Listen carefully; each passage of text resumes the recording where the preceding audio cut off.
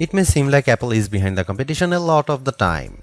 The company appeared to be slow to developments like widgets, bezel-less displays with camera notches and screens with high refresh rates. And with the iPhone 16 Pro, it appears to once again be late to the party, bringing generative AI features and a real button for the camera to its 2024 flagship. But if you will allow me to play therapist for a moment, I think it's not that Apple is slow, I think Apple is cautious, perhaps overly so. Caution on its own isn't a bad trait, in fact, it could be considered thoughtful rather than rushed to the cutting edge with its peers. Apple delivers, usually finding a slightly different approach that is often an improvement on what's out there. Just look at the Vision Pro headset or Apple Silicon, or even the iPod, the iPad, and the AirPods, which were far from the first of their kind when they launched. Even if you are not a glutton for buttons, there are still some camera updates that might intrigue you. This year's flagships sport what Apple calls a 48 megapixel fusion camera, which has a faster quad pixel sensor. This enables what the company describes as zero shutter lag, which is wording it has used repeatedly over the years. In this case, it's referring to how quickly the camera will capture a shot after you press the shutter button. I will admit I was initially confused by this update, in part because it requires relearning some behaviors I had adopted to mitigate the shortfalls of older cameras. Basically, the iPhone 16 Pro's cameras are now so fast that when I asked someone to throw something so I could capture it in motion to see how still the images were, my shots ended up being of the person holding the object. Our video producer and I were very confused, and it wasn't until the zero shutter lag concept was explained clearer to me that I got it. I had become used to pressing the shutter early, since cameras, in my experience, would be fractions of a second slow. Apple has become so fast that it actually captured the literal moment I tapped the button instead of the split second after, when the object was in mid-air. Depending on your mood, the new photographic styles can be fun or serious. Apple's tweaked the built-in camera filters to not only offer more options but give you greater control. Due to how the company has refined its processing each year, there is also an improved depth map captured when it detects a face in the scene. This, combined with a greater focus on color science around skin tone, has led to what might be my favorite new iPhone 16 feature.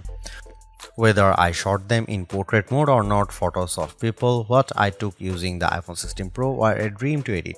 Simply switching between the standard, natural, luminous, quiet, or ethereal styles already resulted in improvements to be colors and shadows, but I could also tap on each thumbnail to access the new editing touchpad and drag a dot around. This let me more precisely tweak the hues and contrast levels, and an additional slider below let me adjust how warm the image was.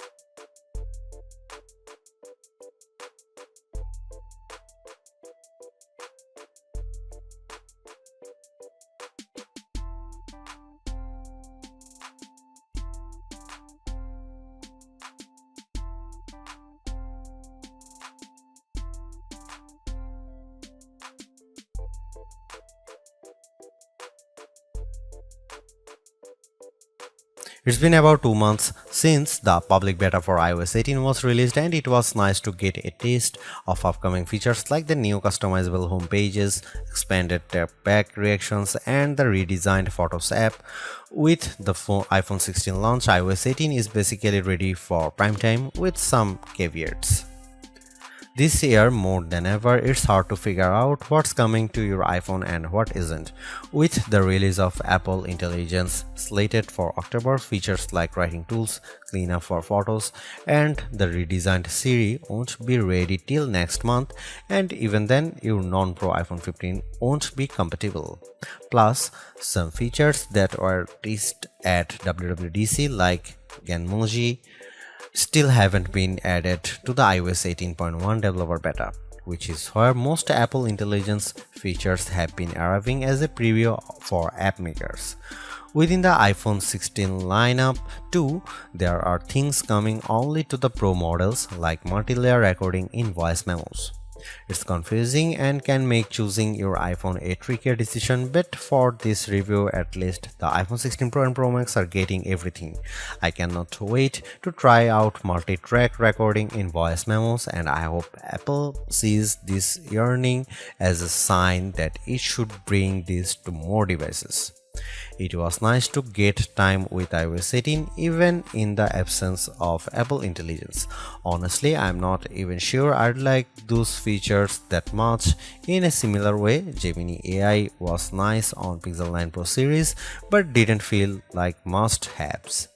Some of the new iOS 18 touches I noticed immediately are the refreshed control center, which took some getting used to as I had to relearn how to swipe back to the home page since there are more pages to scroll through now.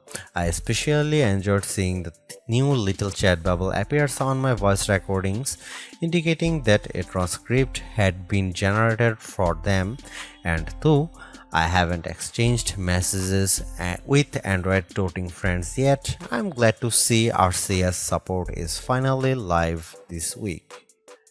Though I was excited for the new custom routes tool in Maps, I struggle to actually create them. You can set your start and end points and have the app close the loop for you, or just tap landmarks or points on the map to get the route to basically connect the dots.